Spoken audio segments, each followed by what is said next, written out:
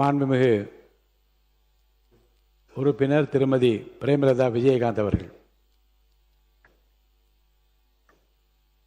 பேரவைத் தலைவர் அவர்களே, முதலமைச்சர் அவர்களே, எதிர்க்கட்சி தலைவர் அவர்களே, அமைச்சர் பெருமக்களே, இந்த அவையிலே வீற்றிருக்கும் அனைத்து சட்டமன்ற உறுப்பினர்களே, அவையில் பணியாற்றும் பணியாளர்களே, காவலர்களே, அத்தனை பேருக்கும் என்னுடைய வணக்கங்களை தெரிவித்துக் கொண்டு, ஆல்மோஸ்ட் லஞ்ச் டைம்ல எனக்கு பேச கொடுத்துருக்கீங்க.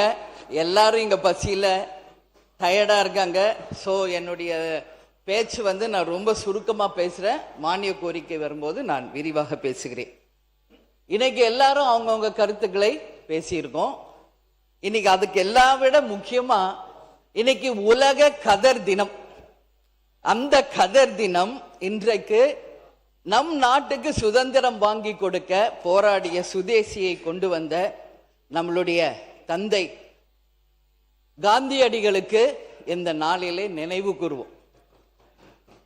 கதர் ஆடைகள் என்பது இந்தியர்களுக்கும் தமிழர்களுக்கும் உரிய பாரம்பரியமான உடை. அவையில் இருக்கும் அனைத்து சகோதரர்களையும் நான் பார்க்கிறேன். எல்லாரும் கதர் உடித்து எப்பொழுதும் ஒரு சிறந்த உதாரணங்களாக தமிழகத்தின் சட்டமன்ற உறுப்பினர்கள், பாராளுமன்ற உறுப்பினர்கள் தமிழ்நாட்டின் எடுத்துக்காட்டாக விளங்குறீங்க.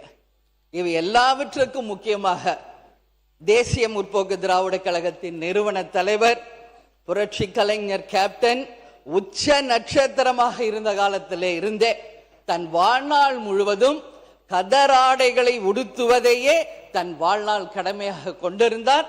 அவர் பல இளைஞர்களுக்கு எடுத்துக்காட்டாகவும் வாழ்ந்திருக்கிறார் என்பதை இந்த நேரத்தில் நான் பதிய வைக்க விரும்புகிறேன். ஏன்னா அந்த கதர் உடையை தமிழுடைய தமிழகத்தின் பாரம்பரிய உடையா அனைவருமே எப்பவும் ஒரு கலாச்சார உடையாக பயன்படுத்தணும்னு சொல்லி இந்த நேரத்தில் கேட்டுக்கிறேன்.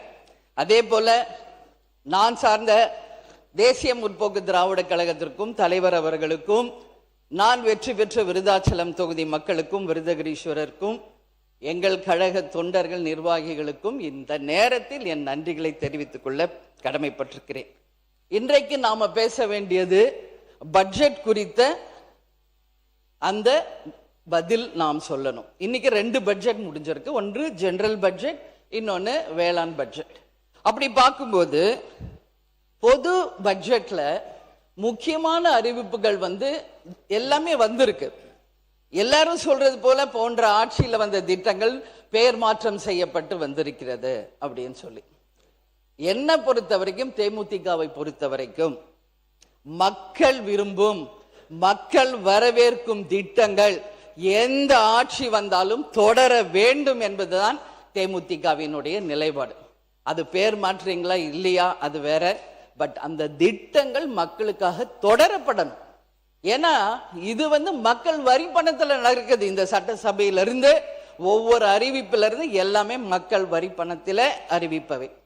அப்படி இருக்கும் பொழுது அந்த திட்டங்கள் நிச்சயம் வரவேற்கப்பட வேண்டும், அது எந்த ஆட்சியில் இருந்தாலும். அதே போல இன்றைக்கு விருதாச்சலம் தொகுதியில மாவட்டமாக அறிவிக்க வேண்டும் என்று இந்த டே 1ல இருந்து இந்த அவையிலே நான் சொல்லிக் கொண்டிருக்கிறேன். அவைத்தலைவர் அவர்களுக்கும் அது தெரியும். இது இன்றைய பிரச்சனை இல்லை, நீண்ட நெடிய ஒரு கோரிக்கை. அதற்கான ஒரு அறிவிப்பு வரும் என்று எதிர்பார்த்தோம், நானும் என் தொகுதி மக்களும். ஏன்னா அதுக்கு ஒரு பட்ஜெட் ஒதுக்கினாதான் ஒரு மாவட்டமா அறிவிக்க முடியும். ஆனால் இன்று அறிவிக்கவில்லை, வெகு விரைவில் அறிவிப்பீர்கள் என்று நான் உறுதியாக நம்புகிறேன். அதே மாதிரி இன்னைக்கு மழை பெய்ய ஆரம்பிச்சிருச்சு. எல்லா இடத்திலையும் நெல் மணிகள் அறுவடை செய்யப்பட்டு திறந்த வெளியிலே கிடக்கு. அதையெல்லாம் கிடங்குகளில் பத்திரப்படுத்துங்கள் என்பதை தொடர்ந்து எல்லாரும் சொல்லிக்கிட்டு இருக்கோம். பட் இன்னும் அதுக்கான ஆய்வு பணிகள் நடக்கல. நான் சார்ந்த விருதாச்சலம் தொகுதியில பல்வேறு ஒன்றியங்களில் இருக்கின்ற கிராமங்கள் காத்துக்குடல், கார்குடல், கருவேலங்குறிச்சி, வயலூர், சின்னப்பரூர், இது ஜஸ்ட் ஒரு 5 கிராமங்களை சொல்றேன். இது மாதிரி நூற்றுக்கணக்கான கிராமங்களில் பல லட்சம் நெல் கதிர்கள் திறந்த வெளியில இன்னைக்கு இருக்கு. அதையெல்லாம் மழையில் நினைந்து இன்னைக்கு முளை விடுகின்ற நிலையில இருக்கு. அதை நிச்சயமாக துறை சார்ந்த அமைச்சரும் இந்த அரசாங்கமும் கவனத்திலே கொண்டு அதற்கான இடத்தை ஒதுக்கி அதை பாதுகாக்க வேண்டும் என்பதை நான் கேட்டுக்கொள்கிறேன். ஏன்னா அதை உற்பத்தி செய்ய ஒரு விவசாயி எவ்வளவு கஷ்டப்படுறாங்க என்பது உண்மையில் விவசாயியா இருக்கிறவங்களுக்கு தான் அது தெரியும். எனவே அதை தயவு செய்து நீங்க கவனத்துல கொள்ள வேண்டும். அது மட்டும் கிடையாது, ஏற்று கூலி, இறக்கு கூலி, மற்ற கூலிகள் எல்லாம் கொடுத்து அவங்க செய்யற அந்த விளை பொருட்களுக்கு உரிய விலை கிடைக்காம இன்னைக்கு நஷ்டத்துல தான் விவசாயம் நடந்து கொண்டிருக்கிறது என்றால் என் வார்த்தை மாற்று கிடையாது. இதுல டிபிசி தளவாட பொருட்கள், சாக்கு முட்டைகள், அதே போல சணல்கள் கூட இல்லாம நம்மளுடைய விவசாயிகள் கஷ்டப்படுகின்ற நிலைமை இருக்கிறது என்பதையும் இந்த அரசாங்கத்தினுடைய நான் கவனத்திற்கு நான் கொண்டு வர விரும்புகிறேன். எனவே அவைத்தலைவர் அவர்களும் துறை சார்ந்த அமைச்சர்களும் முதலமைச்சரும் உடனடியாக டெண்டர் விடப்பட்டு ஆட்சியர்களுக்கு நீங்கள் அறிவிப்பு கொடுத்து உடனடியாக அந்த பணிகளை தொடங்க வேண்டும் என்பதையும் மக்கள் சார்பாக இந்த நேரத்தில் நான் கேட்டுக்கொள்கிறேன். இதற்கு முன்ன இருந்த ஆட்சியெல்லாம் 2-3 நாளிலேயே அந்த நெல்லை நெல் கொள்முதல் பண்ணிடுவாங்க. பட் இந்த ஆட்சி புதிய ஆட்சி என்பதனாலோ என்னவோ இன்னும் பல நாட்கள் ஆகி கூட அந்த நெல்களை இன்னும் கிடங்குகளுக்கு கொண்டு போக முடியல. நெல் கொள்முதல் செய்ய முடியாததுனால பல லட்சம் விவசாயிகள் கஷ்டப்பட்டுக்கிட்டு இருக்காங்க என்பது உண்மை. அதனால் உடனடியாக நெல் கொள்முதல் செய்து அந்த விவசாயிகளை காப்பாற்ற வேண்டியது இந்த அரசின் கடமை. இங்க இருக்கின்ற வேளாண் பட்ஜெட்டை படைத்த வேளாண் துறை அமைச்சர் கும்பகோணத்தை சேர்ந்தவர். அவர் சார்ந்த அவர் தொகுதியிலேயே 15 நாட்கள் 30 நாட்களுக்கு மேல் நெல் இன்றளவும் அந்த கொள்முதல் செய்யப்படாததால நிறைய நெல் வீணாயிட்டு இருக்கு. அது துறை சார்ந்த அமைச்சர் கவனத்திற்கு கொண்டு வர வேண்டியது என்னுடைய கடமை. அதே மாதிரி நாம மற்ற ஸ்டேட் கிட்ட தண்ணி கேட்கிறோம், நாம் தன்னிறைவு பெற்றதா இருக்கணும். இந்த டே 1 நான் பதிவு வச்சேன். இப்போ இன்னைக்கு மழை வந்துகிட்டு இருக்கு, எல்லா இடத்துலயும் டேம்ஸ் ஃபுல்லா ஆகுது, எல்லா இடத்துலயும் கரை புரண்டு ஓடுது. ஒகேனக்கல்ல இருந்து நீங்க எல்லாரும் பாக்குறீங்க. இதை சரியாக நம்ம ஆட்சி பயன்படுத்திக்கணும். இப்ப தூர்வாருங்க, இப்ப தடுப்பணைகளை கட்டுங்க, வருகின்ற மழையை சேவியுங்கள், வீணாக கடலில் கலப்பதை தடுங்கள். நாம் தன்னிறைவு பெற்றவர்களாக யாரிடமும் கையேந்தாத நிலையை தமிழ்நாடு உருவாக்க வேண்டும் என்பதை இந்த நேரத்தில் மீண்டும் நான் பதிய வைக்க விரும்புகிறேன். அதே போல இன்றைக்கு முதலமைச்சர் அவர்கள் இல்லை, இருந்தாலும் அவருக்கு இது போகும். இன்னைக்கு எல்லாரும் அனைத்து கட்சி கூட்டம் கூட்டுங்கன்னு எல்லாரும் பேசுறதை நான் காலையில இருந்து பார்த்துக்கிட்டு இருக்கேன். ஆட்சியாளர்கள் என்ன சொல்றாங்க? இன்னைக்கு அமைச்சர்கள் ஏற்கனவே அனைவரையும் ஒன்று கூட்டி இந்த அவையிலேயே தீர்மானம் நிறைவேற்றியாச்சு. அப்ப எதுக்கு மீண்டும் ஒரு அனைத்து கட்சி கூட்டம்? இதுதான் அவங்க சொல்வது. ஆனா நம்ம உறுப்பினர்கள் எல்லாம் மீண்டும் அனைத்து கட்சி கூட்டத்தை கூட்டணும்னு சொல்லி தொடர்ந்து பேசுறோம். அப்பதான் எம்பிக்களுடைய கூட்டம் நாளைக்கு இருக்கு அப்படின்னு வருது. அது வர்றாங்களா இல்லையா என்பது தெரியாது, அது நாளைக்கு பார்ப்போம். நாங்க ஒண்ணுதான் நான் சொல்ல விரும்புறேன். கேப்டன் அவர்கள் எதிர்கட்சி தலைவராக இதே அவையில் இருந்த பொழுது ஒட்டுமொத்த கட்சிகளையும் தமிழக பிரச்சனைகளுக்காக ஒன்றாக டெல்லிக்கு அழைத்து சென்று பிரதமர் நரேந்திர மோடி அவர்களை சந்திச்சு தமிழ்நாட்டின் பிரச்சனைகளுக்காக சந்திச்சார்.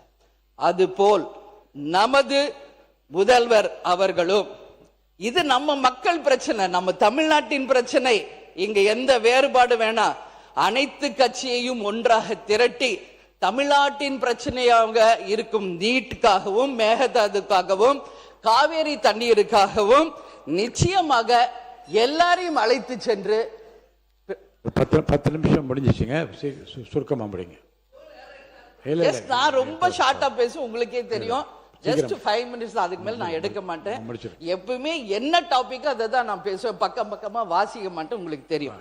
சோ கண்டிப்பாக பிரைம் மினிஸ்டர் சந்திச்சு நம்ம தமிழ்நாட்டு பிரச்சனைகளுக்காக பேச வேண்டும் என்று ஒரு அவையில என்னுடைய பதிலை நான் சொல்ல கடமைப்பட்டிருக்கிறேன். அதே மாதிரி இந்த பட்ஜெட்ல ஒட்டுமொத்த விவசாயிகள் மக்கள் எதிர்பார்த்தது விவசாயிகளினுடைய கடன் முழுமையாக தள்ளப்படும் அப்படின்றத எதிர்பார்த்தாங்க. ஆனா அது அறிவிக்கப்படவில்லை என்பது ஏமாற்றமாக இருக்கு. ஏன்னா எல்னினோ, தண்ணி இல்ல, சம்பா குருவை எல்லாம் முடிஞ்சு இன்னும் பயிர் பண்ண முடியாத நிலையில விவசாயிகள் இருக்காங்க. இந்த நிலையில் முழு கடன் தள்ளுபடி இல்லை என்பது அனைவருக்கும் ஒரு ஏமாற்றம். நிச்சயம் அரசு இதை கவனத்தில் கொள்ள வேண்டும் என்பதை நான் கேட்டுக்கொள்கிறேன். அதே போல இங்க நாம எல்லாருமே இப்ப என்ன பேசணும்னா, கடன் வாங்குறத பத்தியே தான் எல்லாரும் பேசிட்டு இருந்தாங்க. நான் பார்த்தேன், ஒரு தலையின் மீதும் 1,28,800 ரூபாய் கடன் தமிழ்நாட்டில் இருக்கு. மோர் தென் 10 lakhs crores ஒரு இன்னைக்கு தமிழ்நாடு கடன்ல இருக்கு. இது ஏற்கனவே இருந்த ஆட்சியில இருந்து வந்தது என்பதை பினான்ஸ் மினிஸ்டர் சொன்னாரு, எல்லாமே கேட்டோம். இது கடன் நம்ம கடனை பத்தி பேசுறோம். இது யார் மேலேயுமே நம்ம தப்பு சொல்ல முடியாது. ஏன்னா ஸ்கூல்ல இருந்து நம்ம டீச்சர்ஸ எப்படி கடன் வாங்கி கணக்கு போடணும் தான் நம்மளுக்கு சொல்லி கொடுத்துருக்காங்க. எப்படி பக்கத்துல கடன் வாங்கணும், இது எப்படி சால்வ் பண்ணணும்னே நம்மளுக்கு சொன்னதுனாலே என்னவோ இன்னைக்கு ஒவ்வொரு குடும்பமும் நம் தமிழ்நாடு கடன்லயே போயிட்டு இருக்கு. ஆனால் இதே ஜப்பான் போன்ற நாட்டில் பார்த்தீங்கன்னா எப்படி கடன் வாங்கி அந்த மேத்தமெட்டிக்ஸ் சால்வ் பண்ணணும்னு சொல்ல மாட்டாங்களாம். அதுக்குள்ளேயே சால்வ் பண்ணி கடனே வாங்காத ஒரு மேத்தமெட்டிக்ஸ்ல அங்க பயிற்சி பண்றாங்க. சோ உயர்கல்வி அமைச்சர் அவர்களே, கொஞ்சம் கடன் வாங்காம ஸ்டூடெண்ட்ஸை ஸ்கூல் லெவல்ல இருந்து நீங்க பிராக்டிஸ் கொடுக்கணும்னு சொல்லி நான் கேட்டுக்கிறேன். அதே மாதிரி இன்னைக்கு காவேரியில இருந்து தண்ணி வந்துருச்சு அப்படின்னு இங்க எதுவும் பெருமைப்படுறது மாதிரி இல்ல. வெறும் உபரி வாட்டர் தான் திறந்து விடப்பட்டிருக்கிறது. காவேரி நமது உரிமை, அதை தர வேண்டியது கர்நாடகாவின் கடமை. இதை யாரும் மாற்ற முடியாது. மேகதாது வருமா வராதா, காவேரியில தண்ணி திறப்பாங்களா திறக்க மாட்டாங்களா, 150 ஆண்டு காலமா நம்ம பேசிக்கிட்டே தான் இருக்கோம். என்ன பிரயோஜனம், என்ன தீர்வு? கொடுத்துதான் ஆகணும். நீங்க அமைச்சர் அவர்களும் சரி, முதல்வரும் சரி, ஸ்ட்ராங் டிசிஷன் எடுங்க.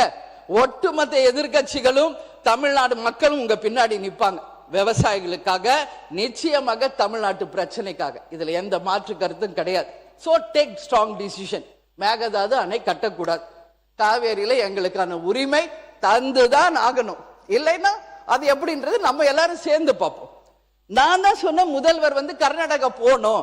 அவரும் ஃபர்ஸ்ட் டைம் சிஎம், நம்ம சிஎம்மும் ஃபர்ஸ்ட் டைம் சிஎம். போட்டுமே, போய் பேசட்டும். இப்ப என்ன ஆயிடுச்சு, 2 பேரும் அவர் கூப்பிடுறாரு, நீங்க போங்கன்னு சொன்னது நான் தான். பட் இப்போ என்னவோ அவங்க வர வேணான்ட்டாரு. ரைட், போல. நான் என்ன சொல்றேன், ஏன் போக கூடாதுன்றீங்க? எல்லாம் போங்க. யாருக்காக போறாங்க? நம்ம மக்களுக்காக, நம்ம விவசாயிகளுக்காக போறாங்க. போனோம், போய் பேசினாதான் ஒரு தீர்வு வரும். நான் கூப்பிட்டு வரலன்னு அவர் ஈஸியா சொல்லியிருப்பார். பட் அதுவே அவர் முன்னாடி சொல்லிட்டார் வர வேணாம். இதைத்தான் நான் இன்னைக்கு ஒகேனக்கல்ல கூட நான் பேசினேன். ஓகே, உங்க ஊர்ல சுச்சுவேஷன் சரியில்லை.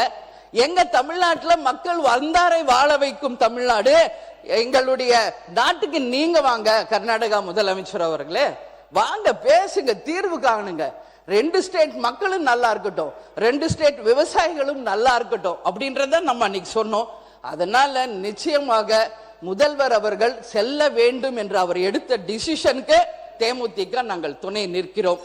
அதே போல இன்றைக்கு ஒரே நிமிஷம், சாரி பேரவை தலைவர் அவர்களே, ஒரே நிமிஷம். நான் என்ன சொல்றேன், அவர் சிஎம் போகணும்னு நினைச்சார். பட் இப்போ அது முடியல. சிஎம் அவர் சொல்றார், பேசுறப்ப நான் கேட்டேன், அப்படி போய் அவமரியாதை ஆயிட்டா அதனால அப்படின்னு சிந்திச்சாங்க. உங்களுக்கு ஒரு தமிழ்நாட்டின் சிஎம் வேற ஸ்டேட்டுக்கு அனுப்பிட்டு உங்களுக்கு ஒரு தலைகுனிவு வரை இந்த தமிழ்நாடு பொறுத்துக்குமா? நாங்க எல்லாரும் சும்மா இருப்போமா? உங்களுக்கு அப்படி ஒரு தலைகுனிவு வந்தால் ஒட்டுமொத்த தமிழ்நாடும் வெகுண்டெழும். எங்கள் முதல்வரை அவமதிப்பதற்கு எந்த அதிகாரமும் கர்நாடகாவுக்கு இல்லை என்று. அதனால நீங்க அதெல்லாம் யோசிக்காதீங்க. நீங்க மக்களுக்காக, விவசாயிகளுக்காக நீங்க பேசுங்க. உங்களுக்கு எல்லா மக்களும் துணை நிற்பார்கள் என்பதை இந்த நேரத்தில் நான் உறுதியா சொல்றேன். அதே மாதிரி இந்த பஞ்சபூதங்களும் யாருக்கும் சொந்தம் இல்லை, எல்லாருக்கும் பொதுவானது. எந்த இயற்கையும் யாரும் கட்டுப்படுத்த முடியாது. இன்னைக்கு அடம் போன ஃபுல் ஆயிடுச்சு, இல்லைன்னா டேம் உடையணும்னு திறந்து விடுறாங்க, இல்லைன்னா திறக்க மாட்டாங்க. உங்க உபரி வாட்டர் எங்களுக்கு வேணாம், எங்கள் உரிமையை தான் நாங்கள் கேட்கிறோம். அதனால பஞ்சபூதங்கள் அனைவருக்கும் சமம், இயற்கை அனைவருக்கும் சமம் என்பதை இந்த நேரத்தில் நான் தெரிவிச்சுக்கிறேன். அதே மாதிரி இங்க 717 மதுபான கடைகளை பத்தி பேசினாங்க. ஒரே ஒரு விஷயம், இன்னும் ஏன் தொகுதியில கூட அது மூடப்படவில்லை என்பதை உங்க கவனத்திற்கு நான் கொண்டு வருகிறேன்.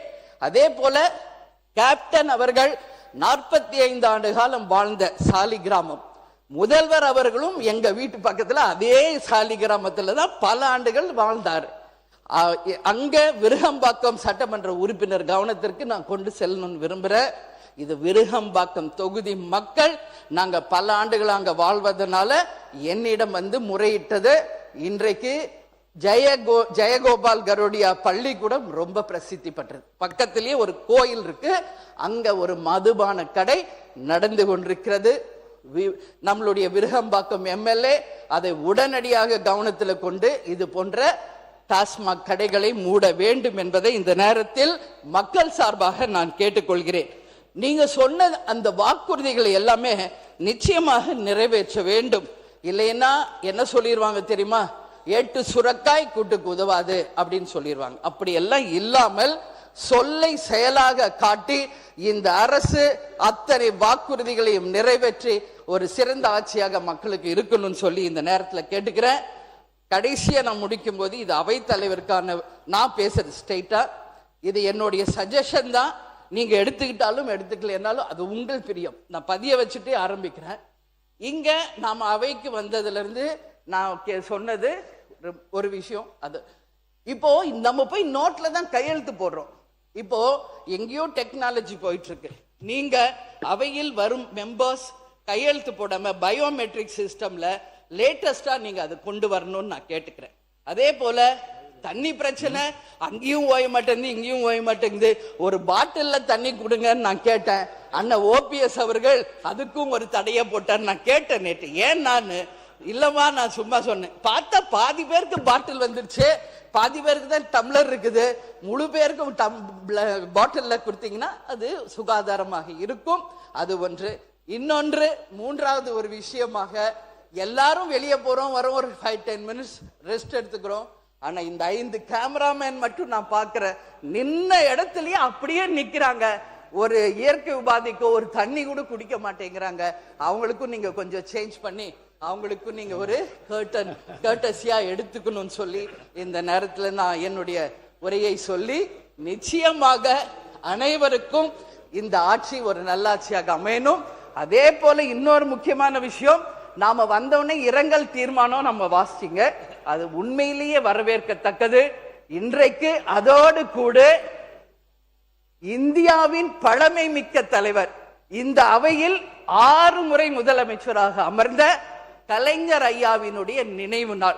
அந்த இரங்கல் செய்தியோட அவரையும் நாம் இன்றைக்கு நினைவு கூர்ந்திருந்தால், அவர் சார்ந்த கட்சிக்கு மட்டும் இல்லாமல் இந்த அவைக்கும் தமிழ்நாட்டுக்கும் ஒரு பெருமையாக, ஒரு சிறந்த உதாரணமா எடுத்துக்காட்டாக இருந்திருக்கும். எனவே அவரது நினைவு நாளை இந்த அவையில் இரங்கல் செய்தியோட நீங்கள் நினைவு கூர்ந்திருந்தால் அந்த தலைவர்களுக்கு நாம் ஒரு மரியாதை செலுத்தியதற்காக ஒப்பாகும். அவர் மட்டும் இல்ல, நம்மை சுற்றி இருக்கின்ற புகைப்படங்களில் இருக்கின்ற எந்த ஒரு முதலமைச்சராக இருந்தாலும் அவர்களுடைய நினைவு நாளில் இந்த சிறப்புமிக்க அவையில அவர்களுடைய நினைவு நாளை நாம் நினைவு கூறும்போது இந்த அவைக்கும் ஒரு மாண்பு, மரியாதை, அந்த தலைவர்களுக்கும் ஒரு மரியாதை, அந்த கட்சியை சார்ந்தவர்களுக்கும் அது ஒரு மரியாதை, மக்களுக்கும் அது ஒரு சிறந்த எடுத்துக்காட்டாக இருக்கும் என்று கூறி, எனக்கு வாய்ப்பு கொடுத்த நமது பேரவை தலைவர் அவர்களுக்கு நன்றி கூறி விடைபெறுகிறேன். நன்றி, வணக்கம். மாண்புமிகு உறுப்பினர் அவர்கள் சொன்ன அந்த பயோமெட்ரிக் ஏற்கனவே ஆயில் உள்ளது, விரைவில் அது அமல்படுத்தப்படும் என்பதை நான் தெரிவித்துக் கொள்கிறேன்.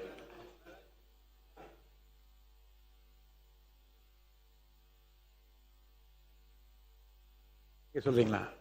மாண்புமிகு முன்னாள் முதலமைச்சர். மாண்புமிகு பேரவைத் தலைவர்களே, அந்நியார் அவர்கள் பேசுகிற போது தண்ணீர் பாட்டில் கொடுக்க சொன்னேன். ஓபிஎஸ் அவர்கள் தடை போட்டு விட்டார்கள். நான் தடை போடவில்லை, அதை நான் வாபஸ் வாங்கிக் கொள்கிறேன். சபாநாயகர்கள் தக்க முடிவு எடுக்கலாம் என்று கேட்டுக்கொள்கிறேன்.